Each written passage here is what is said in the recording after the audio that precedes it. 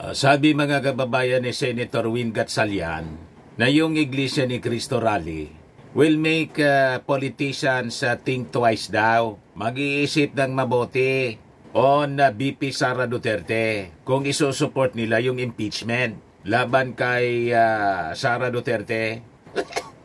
Dapat mag-isip kayo po. Mag-isip talaga kayo. Hindi dahil po sa Rally for Peace. Kasi malinaw yung sinasabi ng si Marcoleta mismo.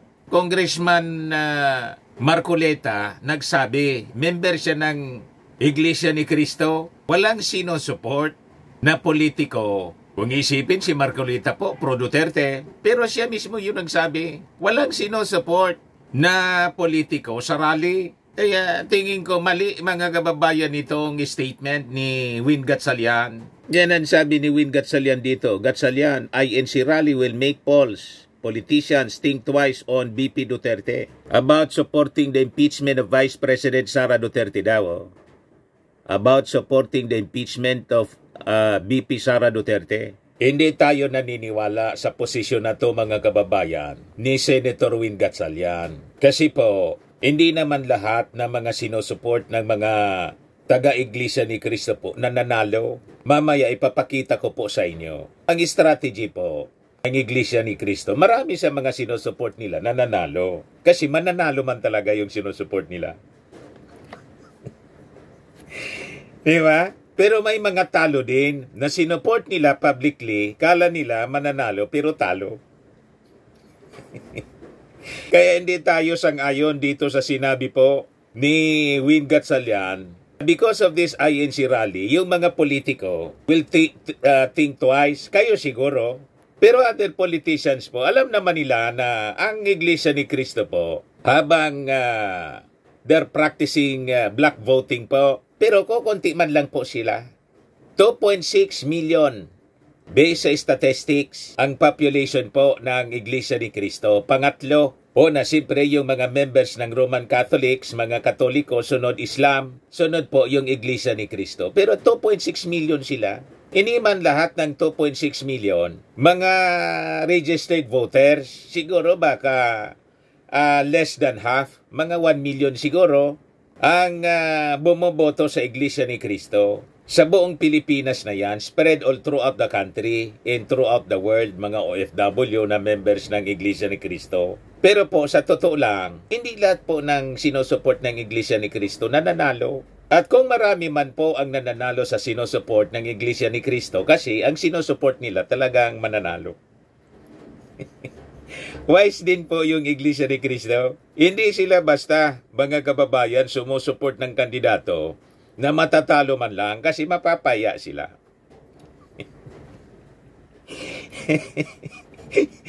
O diba, kung laging talo yung sinusupport nila, sino pa yung magsisik ng, ng endorsement from Iglesia ni Cristo? Yan ang rason. Kaya yung mga politiko po, na mindset sila, na brainwash,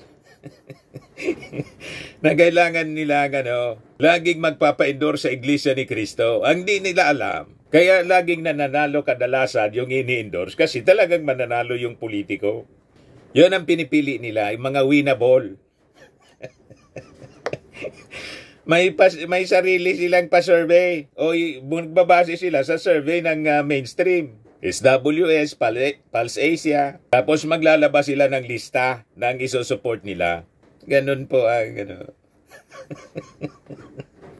Kanya-kanya po na strategy dito sa mundong ibabaw. But before natin mga kababayan pag-usapan ang mga balitang yan, click subscribe muna dito sa ating YouTube channel and hit the notification bell para lagi po kayong updated sa mga kaganapan dito sa ating bansa. Like and share na rin po ninyo ng ating video at huwag na rin po ninyo na skip yung ating mga commercial ads para tuloy-tuloy lang ang pag-unlad ng Bagong Pilipinas.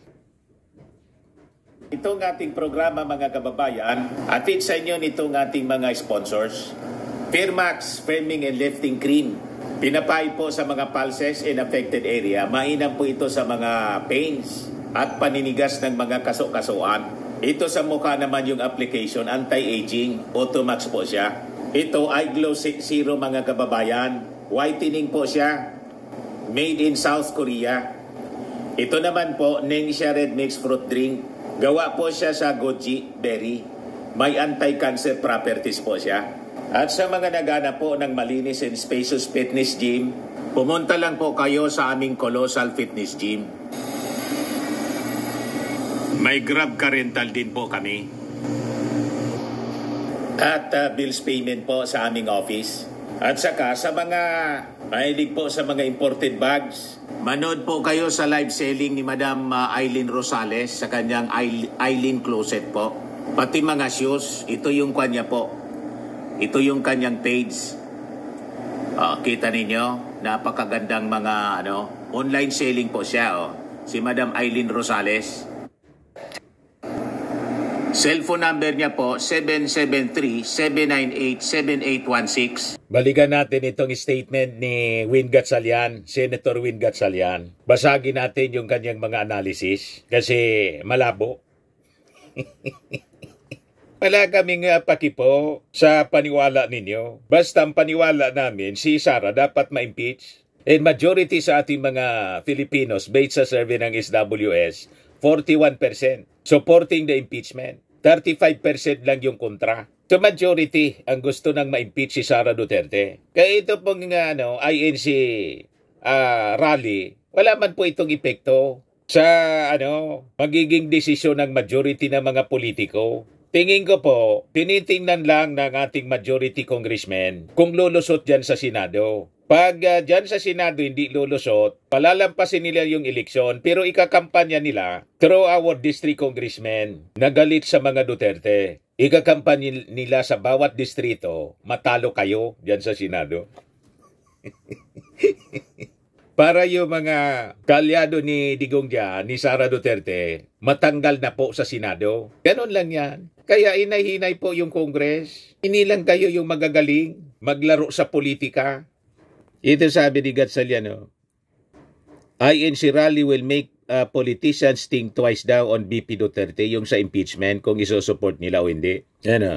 A peace rally called by Iglesia ni Cristo on January 13, bukas po, would make politicians and government officials think twice, about supporting the impeachment of Vice President Sara Duterte, sabi po ni Sherwin Gatchalian.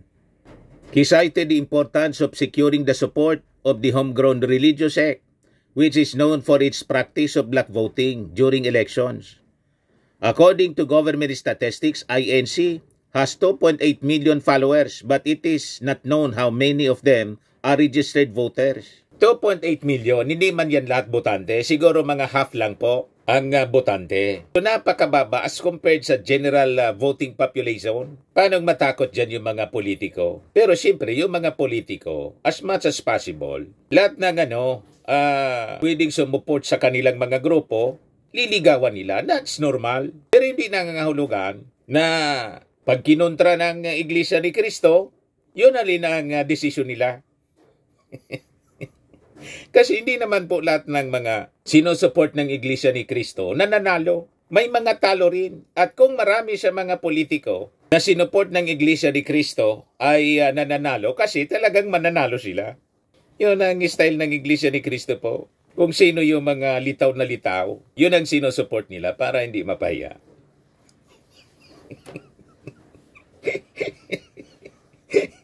O diba? Kasi isusupport mo ang kandidato, di man winnable. O di ba? Sampal yan sa kanila. Daan niyang epekto. Kaya pinag-aaralan nila, yung mga winnable din. Kaya itong analysis po ni Win Gatchalian, hindi tayo kumbinsido, malabo. Yung sabi ni Win Gatchalian dito, first of all, this is a good reminder that we must set aside politics and focus on the most pressing problems of the country. Sabi ni Gatchalian, said in an interview, usapang Senado, echoing Mr. Marcos' explanation for not supporting the impeachment mob. May ang basa ninyo kung bakit gano'n ang posisyon ng ating Pangulo. Pero hindi ko na ipapaliwanag sa inyo kung bakit ang posisyon ng ating Pangulo is not to support the impeachment. Pero dapat magtaka kayo na mga senador kung bakit sa January 18, yung mga pro-Marcos vloggers may impeach Sara rally. Diba? While the president, mga kababayan, is not supporting the impeachment move, si Ako naintindihan ko kung bakit. Yung impeachment complaint po kasi, final ng mga nasa minority, anti-Marcos din yun. Nagsasamantala din. Ako man si President Bongbong Marcos, sasabihin ko, ayoko niyan. Kasi ini-exploit po yung impeachment issue ng mga nasa minority. Simbilis pa ng kidlat po yung Akbayan, yung Makabayan, yung Dilawan. Inunahan yung yung majority group, mga kababayan. Kaya yung minority group hindi po gumagalaw. Hindi man po ini-endorse ng majority until today. And the possibility of a fourth impeachment. Kung hindi, sabi, isa sa mga impeachment complaint ang pwede na lang na endorse. Pero pag-aaralan muna ng majority kung baga yung impeachment complaint po ay uubra before sila na mag-endorse. Kaya sabi ko nga po, ang barometro niyan doon sa Senado, pag yung majority ng mga senador nagapang na po, di ba? Alam naman ninyo po, this is a political exercise. Isusulong nila yung impeachment. Pag hindi, patutulugin muna nila. Palalampasin nila yung eleksyon. Pero siguradong ikakampanya nitong mga nasa majority members ng Congress na matalo yung mga pro-Duterte senators para wala na pong harang. Ganun lang po ang laro. Kasi kahit man ako po nasa majority member ng Congress, ba't ko isusupport ang isang impeachment na matatalo? Siyempre dapat sigurado tayo, hindi masayang yung impeachment. Pag sinulong natin yung impeachment, convicted dapat si Sara. Naintindihan na ninyo, Win Gatchalian. Itulad mo, nandyan ka, ang tingin namin sa'yo, pro-Duterte ka. Although yung kapatid mo, nasa administrasyon. Diba? Yung sabi niya dito, if the message is set aside politics and support the president's pronouncement, I think many will think twice, especially among local officials, because we all know that INC support is very important aspect of the campaign. He said, stressing that it was the political reality in the country. Binobola mo lang yung Iglesia ni Cristo para i-favor ka. Pinopolitika mo lang yung Iglesia ni Cristo para, siyempre, parte yan sa mga strategy para to win favor. Ganon lang po yan sa politika po. I think many politicians will hesitate to support the impeachment complaints against Duterte because it's now the period of election campaign, sabi po niya. Malinaw po yung paliwanag ng Iglesia ni Cristo na ito po, walang politika rito. Hindi ito pro-Marcos, hindi din pro-Duterte. This is about national unity, peaceful rally for national peace and unity. Bawal niya dito yung Marcos resign. Bawal din yung impeach Sara. So neutral sila dito, mga kababayan. In fact, ito din yung si Marcoletang pro-Duterte, pro-Duterte. Mismong siya na yung nagpaliwanag. Not taking sides. I think many politicians will hesitate to support the impeachment complaints against Duterte because it's now the period of election, sabi ni ay mali, nabasa ko na to. Si Gatchalian pa yan. O ito, Sagip Representative Rodante Marcoleta, a prominent INC lawmaker, Duterte supporter, said in an interview with Billionario News Channel that INC was not taking sides in the conflict between the two highest officials of the land. The INC would like to see people like the Vice President and the President work together. That is the essence of good government, he said. So malinaw po, yun ang sinabi ng mga INC officials. Yun din ang sinabi ni Rodante na pro-Duterte, hindi nagtitake sides. So anong rason na matakot yung mga politiko to support the impeachment? Ibig sabihin yan, na hindi nagtitake sides yung Iglesia ni Cristo sa isyong ito, ano man ang magiging desisyon ng majority ng ating mga congressmen, irerespeto nila. Tama? Pero dito sa rally, as much as possible, ang objective po nila is unity. Kailan po, ang rason ng disunity po, mga Duterte.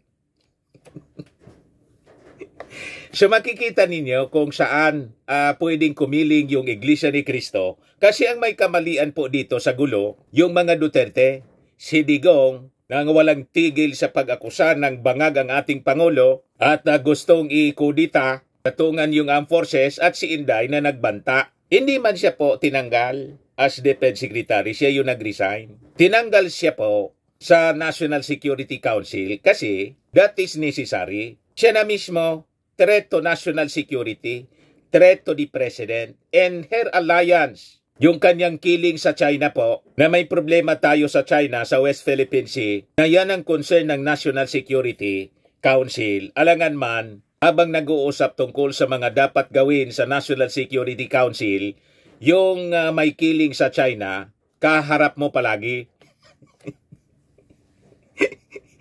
Tama po? So ganun lang. By admission po ni Marcoleta, not taking sides. So neutral po sa impeachment. Hindi pwede yung magsigawan niya doon ng impeach Sara. Hindi din pwedeng magsigaw doon na Marcos resign.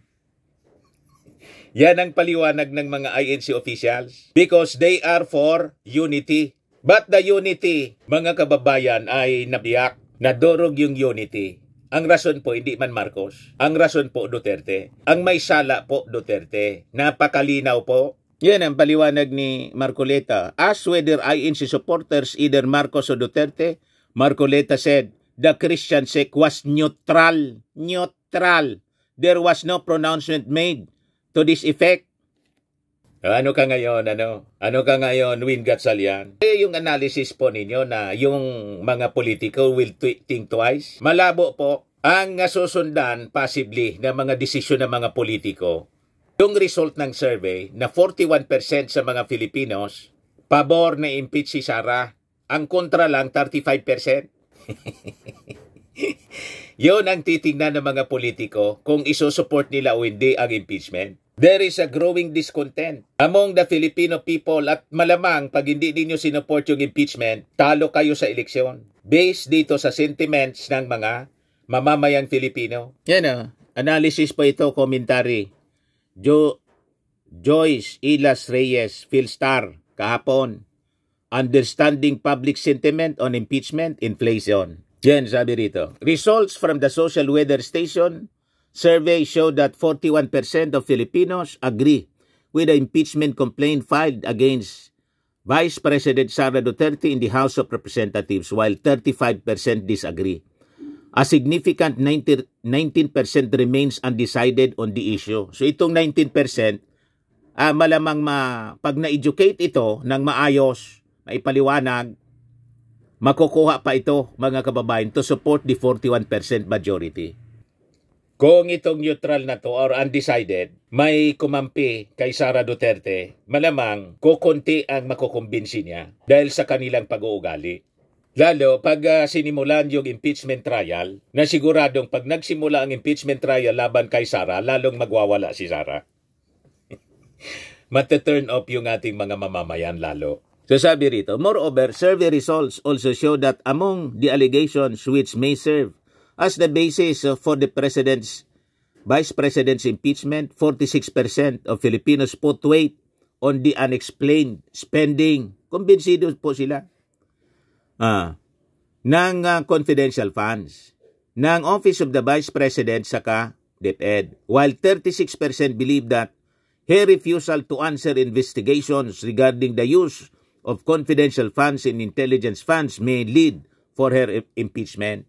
Malinaw na po sa pag-iisip ng ating mga mamamayang Filipino. Naiintindihan ng majority po. The Filipino people have a right to know how their taxes are being used, especially when it involves billions in taxpayers' money allocated without clear justification. Officials' refusal to explain such expenditures erodes public trust and fosters a culture of impunity. Yan ang rason po kung bakit sumadsad yung ratings po ni Sara. Na-turn off po yung ating mga mamamayan. Kaya consistent yung yung pagbagsak ng ratings ni Sara, and it is also consistent with the result ng survey saying that 41% na ng mga mamamayan natin pabor sa impeachment. Galit kasi na yung ating mga mamamayan. Na-turn off sila. Kaya sumadsad yung ratings ni Sara. Ang tumaas po, linampasan na nga po si Sara ni Martin Romualdez. Talo na sa survey. Trust rating. Tapos dati siya yung dating pinakang Mataas yung rating si Sara. Ang pinakang mataas na ngayon po, yung ating Pangulong Bongbong Marcos. You see? Pangalawa, si Martin. Pangatlo na lang po si Sara sa mga survey. Yeah, tama itong sabi dito sa commentary ng Philippine Star. The impeachment complaint against Vice President Sara Duterte underscores the necessity of accountability mechanisms. Failing to address allegation of misconduct not only diminishes public trust but also emboldens others to engage in similar behavior knowing there are minimal repercussions.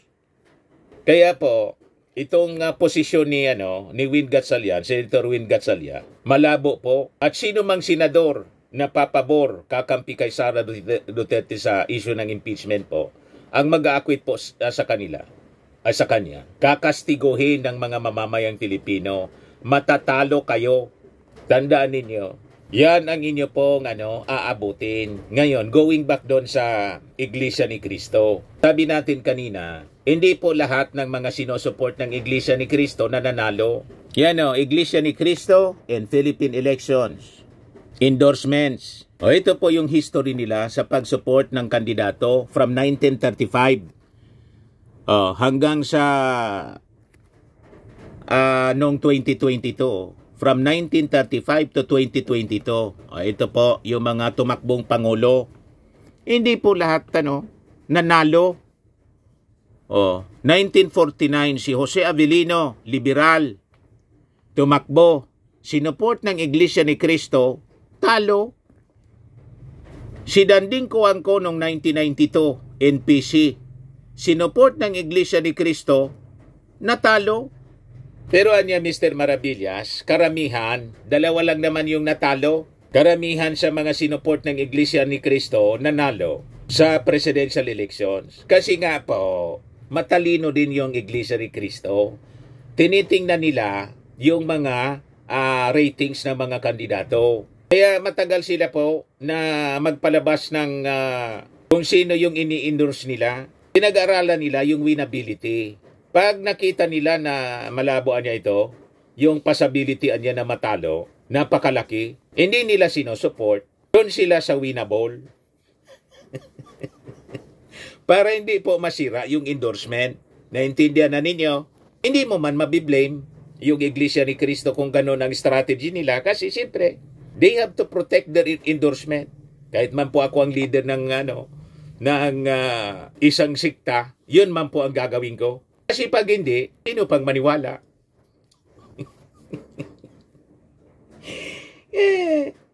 Utak lang yan, mga kababayan. Kay karamihan sa mga sinuport nila na nanalo.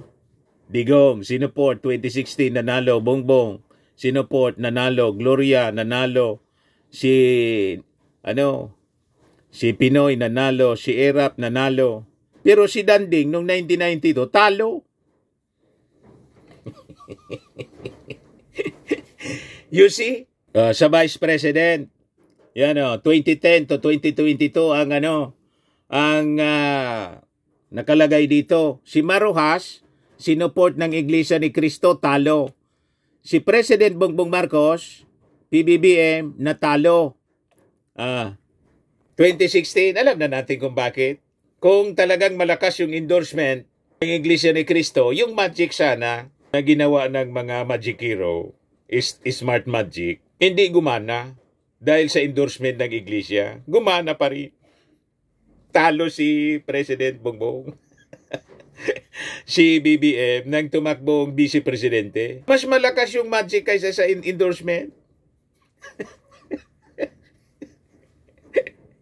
You see? Si Sara, alam na nila na mananalo kasi suportado po na yung 32 million na votes niya, suportado ng 31 million na mga Marcos supporters. Tama po yung ating mga analysis? Ganon po eh. Huwag kami Win Gatchalian, may na yung analysis po ninyo. Ito yung mga senador na tumakbo, mga kababayan, 2022. Lahat nanalo ang karamihan. Robin, Loren, Win Gatchalian, sinuport siya. Si Chis Escudero, Mark Villar, Alan Peter Cayetano, Mig Subiri, Joel Villanueva, JBR Cito. Jinggoy Estrada, Jinggoy Estrada, nanalo sila lahat. Ang talo si Jojo Binay, lost in 2022 senatorial election. Guillermo Elizar, dinendorse, talo.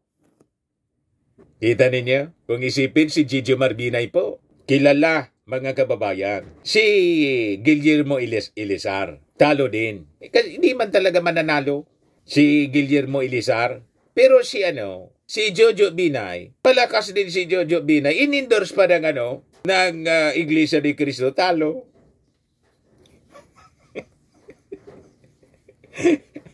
Kaya yun doon sinasabi ko sa inyo, hindi lahat ng ini-endorse nila nananalo. Karamihan sa mga ini-endorse ng Iglesia ni Cristo nananalo kasi talagang mananalo sila. Pinili ng Iglesia ni Cristo i-endorse ang mga winnable candidates. Hindi sila masyadong nag-endorse ng tingin nila matatalo man lang kasi mapapahiya sila. Wala nang maniniwala sa endorsement ng Iglesia kung ang laging ini-endorse nila talo. Di na sila papansinin ng mga politiko. Ganon ang political reality. Yan ang reality dito sa Pilipinas. Naintindihan mo na Win Gatchalian. Pero ako, naintindihan ko kung bakit ganyan ka magsalita sa Iglesia ni Cristo. Kasi kailangan mo ang support. Kailangan mong maglangis. Sayang din naman, kahit 2.8 million lang po sila. 2.8 lang po sila. Ayan ang data po. From the Philippine Statistics Authority Census of Population in Housing. Table 1, Religious Affiliations in the Philippines 2020. Ang population noong 2020, 108 million Filipinos. Ang mga Katoliko po, 85 million, 600,000 plus. Ang Islam po, 6,900,000 plus. Ang Iglesia ni Cristo po, pangatlo, 2.8 million sila. Or 2.6%.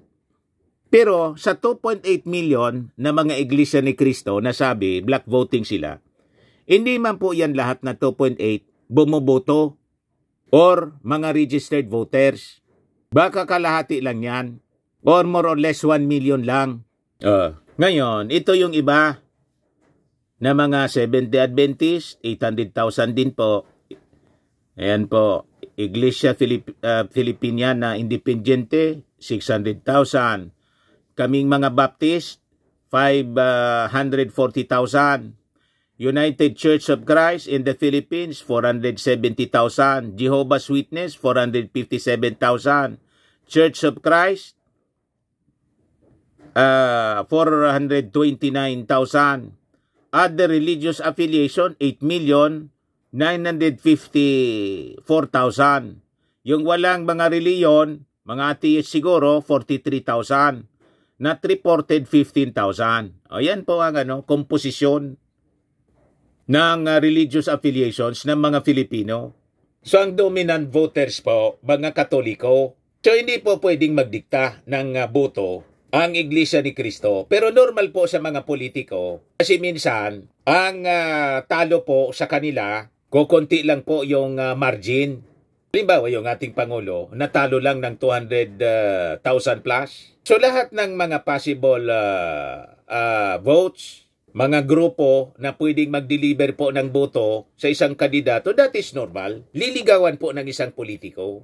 Tama po. Kaya naintindihan natin. Pero dito po sa isyong ito ng impeachment, malinaw. 41% ang gusto nang ma-impeach si Sara. So itong 41% na gusto nang ma-impeach si Sara, pag ito na discourage ninyo ng mga politiko, hindi kayo nag-act ng maayos, ito yung kakastigo sa inyo. Lalo kayo mga senador. Siguradong hindi na kayo iboboto, di na kayo makakabalik dyan sa Senado. Jobless kayo. Yun ang gagawin namin. Ikakampanya namin na hindi kayo iboto. Ngayon, balikan natin yung sabi natin kanina mga kababayan. Na while the President is not supporting the impeachment, magtaka kayo. Kasi sa January 18 mga kababayan, mayroong kinakasa. Yung mga vloggers supporting PBBM, may kinakasa pong rally, impeach Sara. Kaya ikaw, Win Gatchalian, Senator Win Gatchalian, mag-isip-isip ka.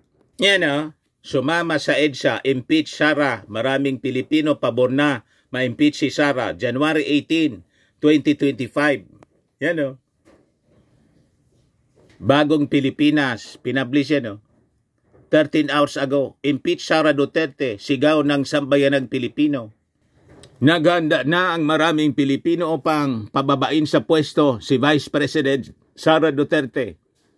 Sa January 18 ay nakahanda na ang rally na pangungunahan ng mga kakamping. Kakamping pala to? Kumpara, kumpiyansa ang kilusan na ma-impeach si Sara Duterte dahil ito umano ang nais ng sambayanang Pilipino. Kombinasyon po ito ng kakamping pagkatapos pro Marcos vloggers. Yan po. Mga pro Marcos vloggers ito. Impeach Sara.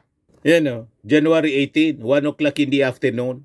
Tanong mga kababayan, sino ang nasa likod ng impeach Sara rally? Organized by kakamping vloggers and pro-BBM vloggers. Di ba niya Mr. Maravillas kasama ka sa mga pro-government vloggers? Opo. Pero hindi ko sasabihin sa inyo. Di ba? Ang sasabihin ko lang sa inyo, may ikinasa na rally. Mag-isip lang tayo. Bakit ang pro-PBBM vloggers magsasagawa ng impeach Sara rally? Na lumalabas, they are defying the position of the president. Na ang posisyon ng president, do not impeach Sara. Impeachment against the Vice President is just a storm in a teacup. Ayaw ng Pangulo. Pero yung mga pro-BBM vloggers, pati kakamping sasama, impeach Sara ang sinisigaw. Ngayon, tingin ninyo, sino ang nasa likod ng impeach Sara movement? Yan ang sagutin ninyo, mga nag-iisip na yung ating Pangulong Bongbong Marcos ay hindi po sumusuporta sa impeachment laban kay Sara. Bakit ang Mr. Maravillas ganun? Iwan ko. Wala pa akong malinaw na paliwanag mga kababayan. Pero ako, kung ang ating Pangulo mga kababayan ang sabi, he is not supporting the impeachment, maintindihan ko po. Kasi nga po, ang kanyang team is unity. Tama pa? Kaya dumidistansya yung ating Pangulong Bongbong Marcos sa ganitong mga activity. Kaya nag-text siya po sa Congress na wag i-support yung impeachment. Pero yung text ng ating Pangulo nag-leak.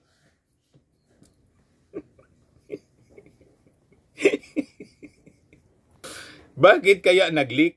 Yan ang mga palaisipan. Pero yung ating Pangulong Bongbong Marcos, mga kababayan, sigurado naman, in case ang majority ng mga members ng Congress isupport yung impeachment, irerespeto ng ating Pangulong Bongbong Marcos. Anyway, nakapagsalita na siya. That is not for impeachment of Sara Duterte. Pero pag in-impeach siya ng majority ng Congress, because of the separation of powers, co-equal branches, the executive and the legislative branch, irerespeto ng ating Pangulong Bongbong Marcos ang proseso. Tulad ng pagrespeto ng ating Pangulong Bongbong Marcos sa investigasyon ng Quadcom at ng Committee on Public Accountability sa confidential funds ni Sara Duterte. Na-discover po ang kahindik-hindik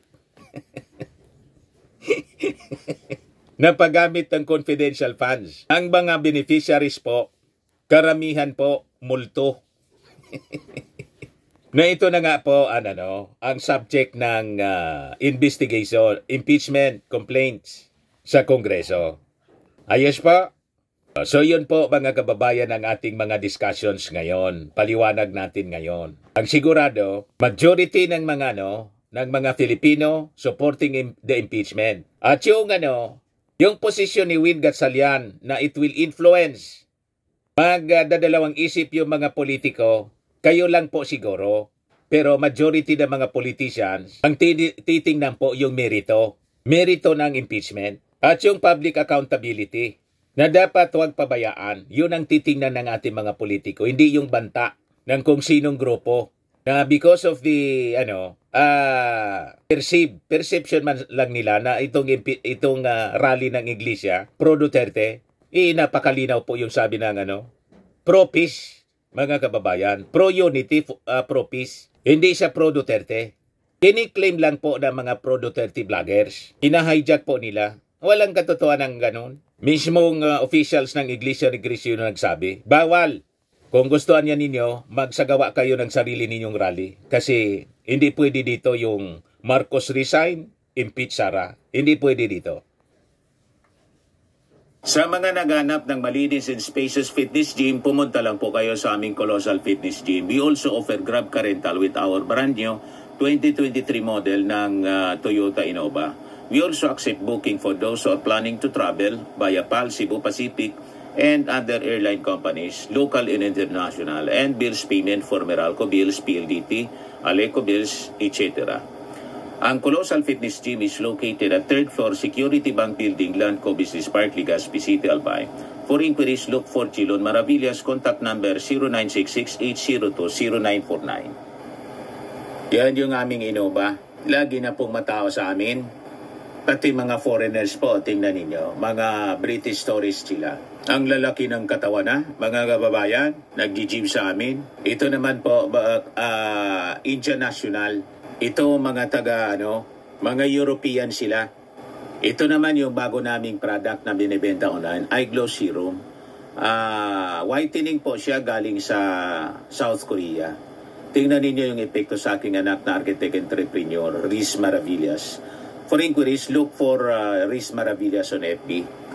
Ito naman po, Firmax Firming and Lifting Cream. Pinapahid po ito sa mga pulses and affected area. Mainam po ito sa mga pains at paninigas na mga kasukasuan.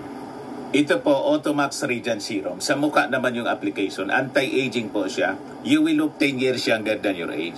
Sa mga cancer patients naman po, baka lang gusto ninyo itong itry. Nengxia Red Mixed Fruit Drink. Hindi man po siya gamot, food supplement siya.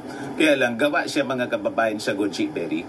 Yung goji berry may anti-cancer properties. Yung mga inquiries ninyo, dumiritso na lang kayo sa aming messenger sa Facebook para masagot namin agad. Ayos po. Ako po si Dante Maravillas. Bye-bye. God bless.